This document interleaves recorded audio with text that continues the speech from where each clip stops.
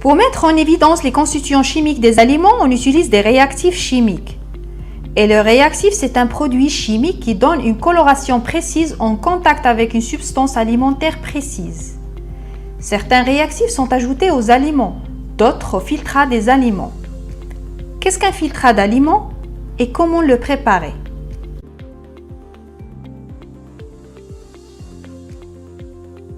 Pour préparer le filtrat d'aliments, on va voir pour le premier exemple comment préparer le filtrat de pain.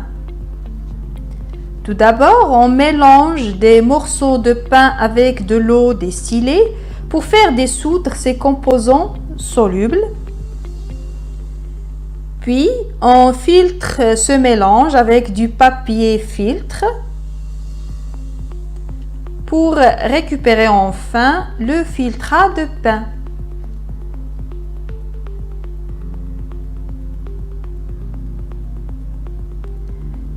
Et pour préparer le filtrat d'un aliment liquide comme le lait, tout d'abord on ajoute de l'acide au lait qui va coaguler. Et après on sépare la partie solide qui est la caséine de la partie liquide, le petit lait qui représente le filtrat, en utilisant toujours un papier filtre.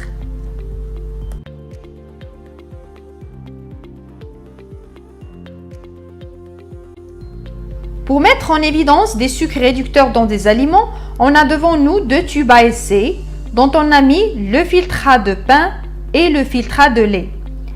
Et le réactif chimique qu'on va utiliser pour mettre en évidence la présence des sucres réducteurs dans ces deux solutions, c'est la liqueur de féline de couleur bleue. On ajoute quelques gouttes de ce réactif sur ces deux filtrats et on chauffe jusqu'à ébullition. On observe le changement de couleur et la formation d'un précipité rouge brique qui indique la présence de sucres réducteurs. On peut donc conclure que le pain et le lait contiennent des sucres réducteurs. Ce qu'il faut retenir, c'est que le test avec la liqueur de féline à ébullition permet de mettre en évidence la présence des sucres réducteurs par la formation d'un précipité rouge brique. Mais en absence de sucre réducteur, la solution reste bleue.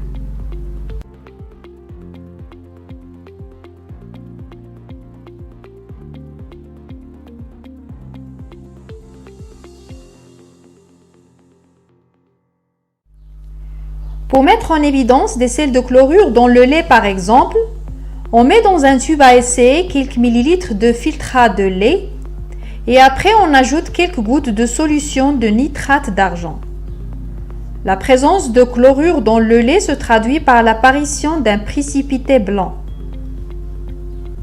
Et lorsqu'on expose ce tube à essai à la lumière, le précipité noircit progressivement. On en déduit que le lait contient des sels de chlorure. Comme j'ai déjà dit, pour mettre en évidence les sels de chlorure, on utilise le nitrate d'argent, qui est un réactif incolore transparent. En versant quelques gouttes de nitrate d'argent sur le filtrat de pain ou bien le filtrat de lait, il se forme un précipité blanc qui noircit à la lumière. Cela indique que le pain et le lait contiennent des sels de chlorure.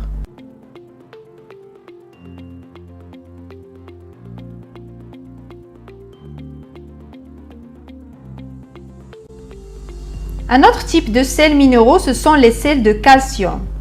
Pour les mettre en évidence, on utilise un réactif spécifique, c'est l'oxalate d'ammonium, incolore. Mais une fois on ajoute quelques millilitres de cet oxalate d'ammonium sur le filtrat de pain ou de lait, il réagit avec les sels de calcium en donnant un précipité blanc.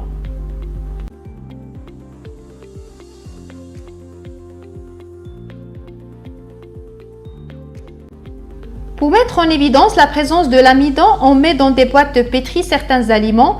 Dans la première boîte de la farine, la deuxième un morceau de pomme de terre, la troisième du pain, la quatrième lait en poudre et la cinquième une tranche de pomme. On ajoute après dans chaque boîte de pétri de l'eau iodée qui va nous permettre de visualiser la présence d'amidon dans ces aliments. L'eau iodée est de couleur jaune orangé et qui devient bleu-violet en présence d'amidon.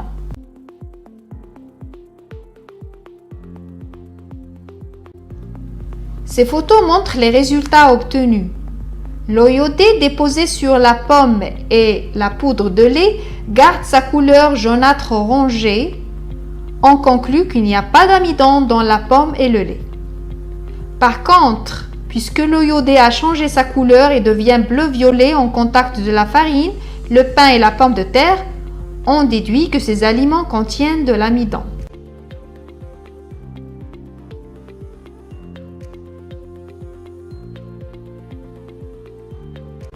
Ce qu'il faut retenir, c'est que pour mettre en évidence la présence d'amidon, on utilise l'eau iodée qui a une couleur jaune-orangée.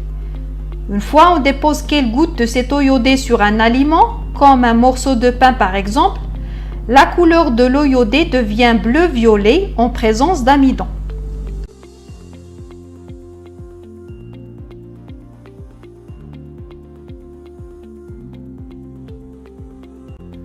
Pour mettre en évidence la présence d'eau dans les aliments, on met par exemple un morceau de pain dans un tube à essai et quelques millilitres de lait dans un autre tube.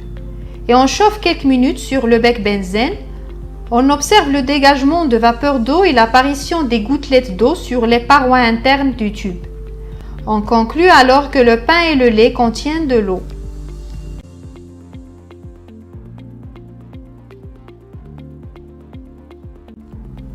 Pour les protéines ou les protides, comme j'ai déjà dit, si on ajoute quelques gouttes d'acide dans le lait, il coagule aussitôt. On peut alors séparer le fromage blanc du petit lait. Le fromage contient une protéine, c'est la caséine. Et quand on chauffe le blanc et le jaune d'œuf, on peut observer que le liquide devient solide. On dit que l'œuf a coagulé ou bien encore qu'il a cuit.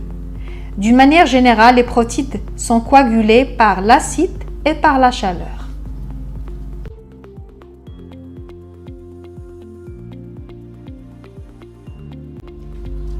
On utilise aussi de l'acide nitrique pour mettre en évidence les protides. Lorsqu'on verse ce réactif sur un morceau de pain, il donne une couleur jaune en présence de protides. L'acide nitrique, c'est le réactif qui sert à mettre en évidence la présence des protides. Ce réactif incolore, lorsqu'on le verse sur un aliment comme une tranche de pain ou la caséine du lait, une couleur jaune apparaît montrant la présence des protides.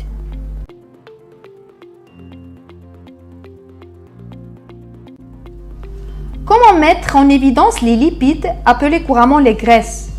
On utilise le test du papier qui consiste à frotter énergiquement la substance à tester sur une feuille de papier, comme par exemple le fromage blanc. On remarque l'apparition d'une tache translucide qui ne disparaît pas avec la chaleur. Cette tache atteste la présence des lipides. De la même façon, pour tester ces aliments, noix de cajou, saucisson, avocat, banane, pommes de terre et l'huile, on les frotte énergiquement sur la feuille et la laisse sécher. Ensuite, on place cette feuille d'expérience contre la vitre d'une fenêtre ou devant une source lumineuse et on constate que les aliments les plus gras riches en lipides sont ceux qui rendent le papier translucide. Ces aliments sont noix de cajou, saucisson, avocat et l'huile. Une autre méthode, lorsqu'on ajoute par exemple de l'huile de cuisine à de l'eau, puis on agite le mélange, des gouttelettes d'huile se dispersent dans l'eau. Ce mélange est appelé une émulsion. Après un repos de quelques minutes, les gouttelettes d'huile remontent à la surface de l'eau et s'agglomèrent pour former une nouvelle nappe d'huile. En général, les lipides sont caractérisés par leur insolubilité dans l'eau.